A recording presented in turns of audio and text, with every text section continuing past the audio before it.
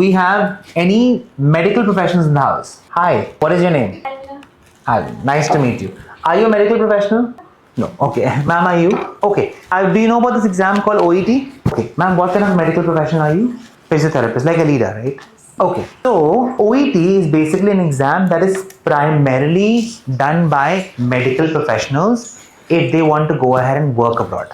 Okay, it's called Occupational English Test. Anybody, for example, you know that UK right now takes a lot of people who are medical professionals. You guys know this, right? At this point of time, people who really want to go and work in UK, especially because they have a dearth of like medical employees over there, they are opting to now migrate to the UK. All right. So for that, OET is one examination that a lot of students want to go ahead and appear for. If you take my professional opinion, IELTS is better than OET, and I'll tell you why. IELTS is the test of English. OET, on the other hand, is a primarily medical jargon kind of an examination. Everything, all the terms here are also used are medical. So they use, you look at these verses, they've gone ahead and given what are the medicines given, etc. All of that. Now you may specialize in physiotherapy, right? You may not know terms about dentistry, optometry, etc. Isn't it? So this is the reason why for a lot of students who are opting or thinking OET versus IELTS, I'll always say IELTS is a lot easier. Okay.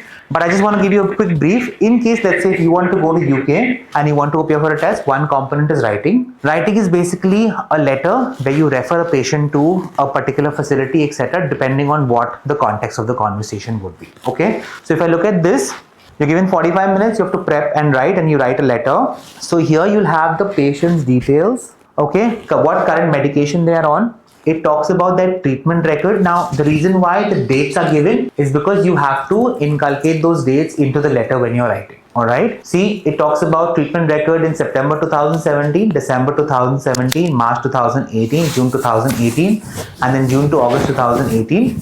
And assuming that today's date is 22nd Jan 2019. Okay. If I go further, it talks about treatment also happened in October and then Jan, and then it talks about what the question is. So in this letter, you have to go ahead and expand relevant notes into complete sentences.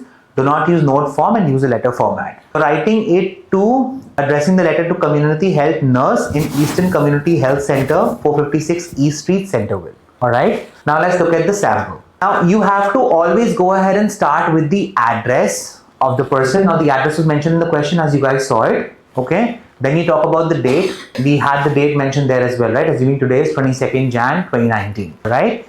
You have to write to who this person is. What is the reference of who is the patient you're referring to? Okay. Put the patient's details. You have to start with the purpose. Any kind of a formal letter setting will always have purpose. What are you writing the letter for? Okay, here we've gone ahead and mentioned that what I write in the letter for is mentioned over here. Now, the second body paragraph would definitely talk about a few different things: recovery, course of treatment, recommendation, or action needed. Every patient will have a different synopsis in terms of what treatment they've got, what they've given, have they recovered, have they not recovered. You have to put all of this in a brief into one paragraph over here. Take a minute to read if you want to, otherwise this will all be recorded so you guys can go through that as well. And then you go ahead and give the synopsis, once again recapping all the points. So what exactly happened here, and then you ask them, give a closing salutation and go ahead and close. Okay.